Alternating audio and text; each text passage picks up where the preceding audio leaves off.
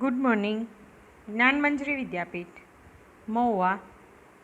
આજે આપણે पाठ 7 सोच अपनी अपनी अपनी शाला में आपने वाद विवाद प्रतियोगिता देखी होगी। इसमें कुछ विद्यार्थी किसी विषय के एक पक्ष में बोलते हैं तो कुछ विद्यार्थी विपक्ष में अपने विचार प्रस्तुत करते हैं। इस पाठ में कुछ ऐसे ही विषय दिए गए हैं।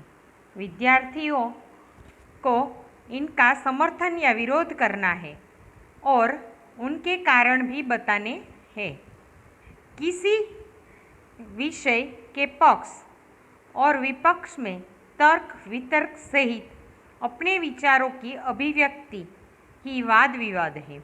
वाद विवाद मौखिक भावाभिव्यक्ति का अत्यंत प्रभावशाली तथा महत्वपूर्ण रूप है।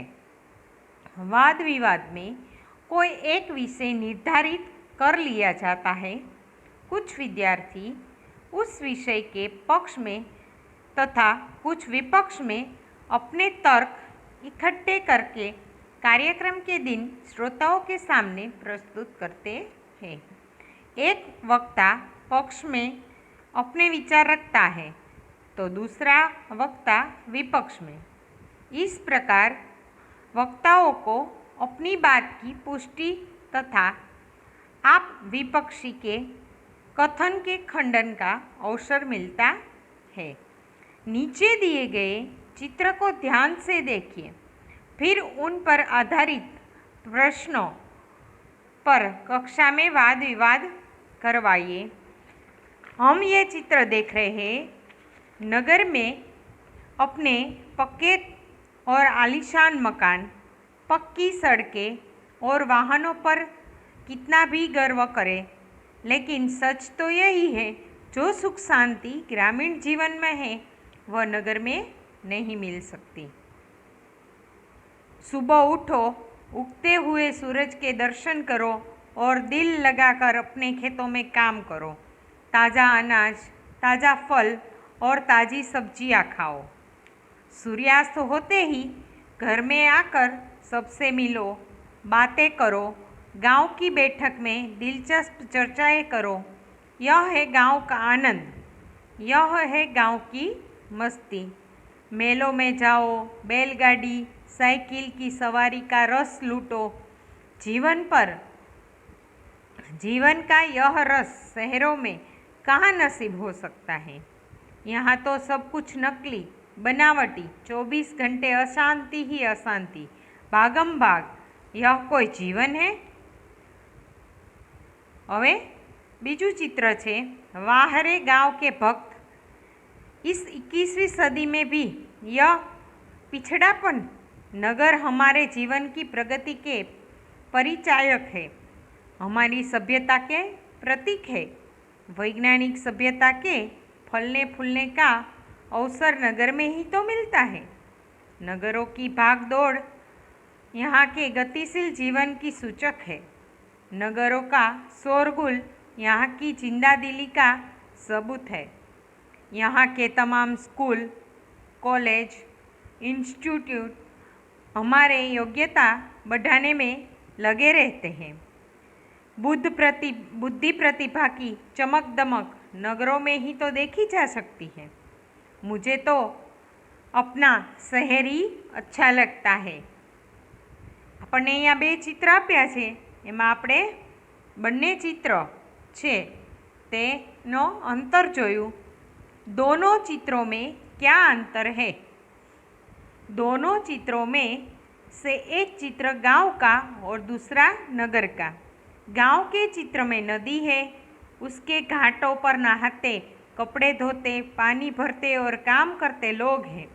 गांव में कच्चे घर हैं, लोग मामूली कपड़े पहने हुए हैं, लेकिन गांव में बड़ी शांति का वातावरण है।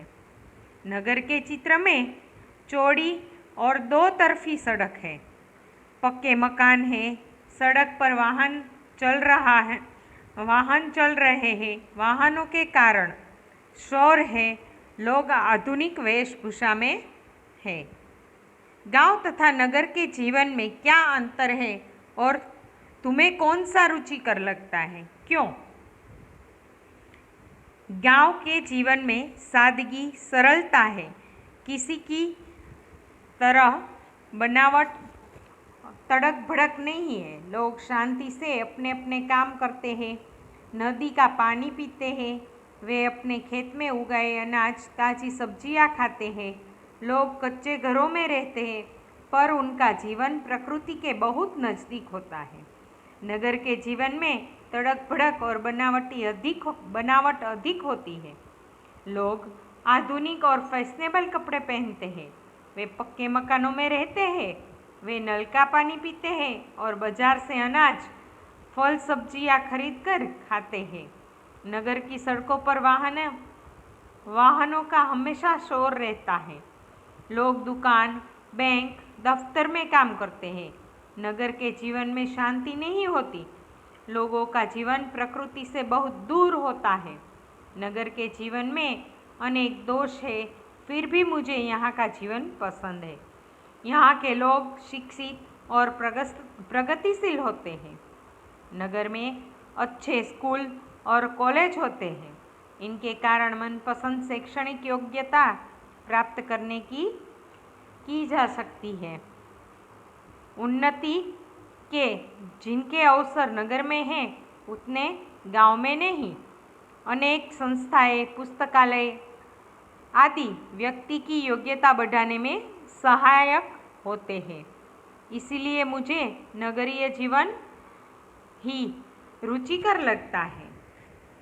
क्या तालाब का जल पीने के लिए योग्य है? यदि नहीं तो क्यों? तालाब का जल पीने के लिए योग्य नहीं होता।